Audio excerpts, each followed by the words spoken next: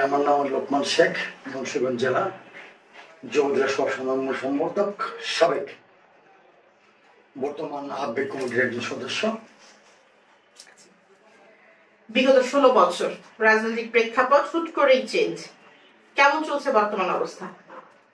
আসলে কি বিগত 16 বছর যারাই ছিলাম, বাংলাদেশ একটা স্বৈরাচারের হাতে ছিল, একটা খুনির হাতে ছিল।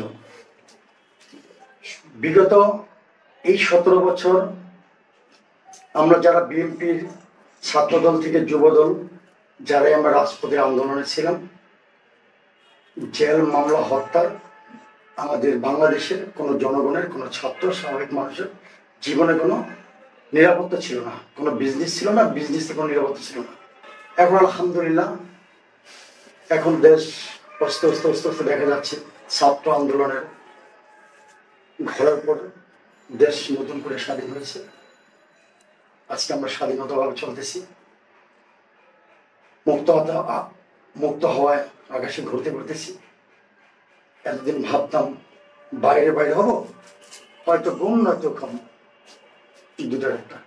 আজকের সুসংবাদ, মুন্সিগঞ্জ জেলার আহ্বায়ক কমিটি, আমার ছাত্র জীবনের 4 হাত ধরে আমি রাজনীতিতে, 1992তে আমি রাজনীতিতে আসি। মিজানুর রহমান সিনা মুন্সিগঞ্জ জেলার আহ্বায়ক এবং মহিউদ্দিন ভাই সদস্য সচিব। আমি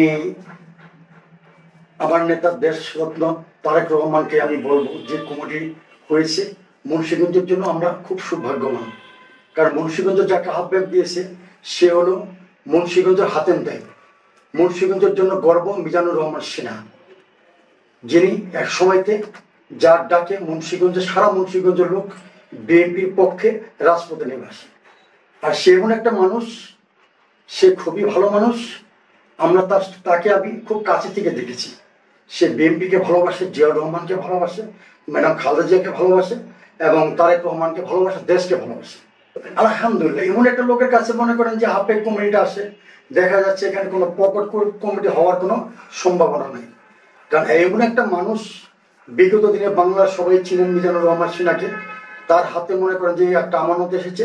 আমি বিশ্বাস করি যে যে তার হাতে কখন কোনো পকেট কমিটি হবে না।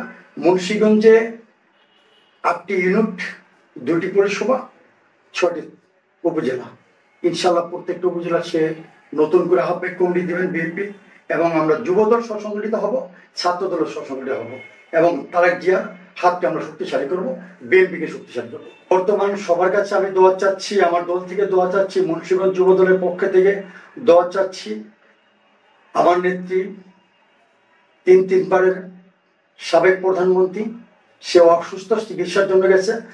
আপনারা সবাই দোয়া করবেন, তাকে নিয়ে আল্লাহ তাআলা সুস্থতা দান করেন এবং আমার নেতা তারেক রহমান সে যেন সুন্দরভাবে আমার নেত্রীকে নিয়ে দেশে ফিরতে পারেন। সবার কাছে আমি দোয়া কামনা করছি।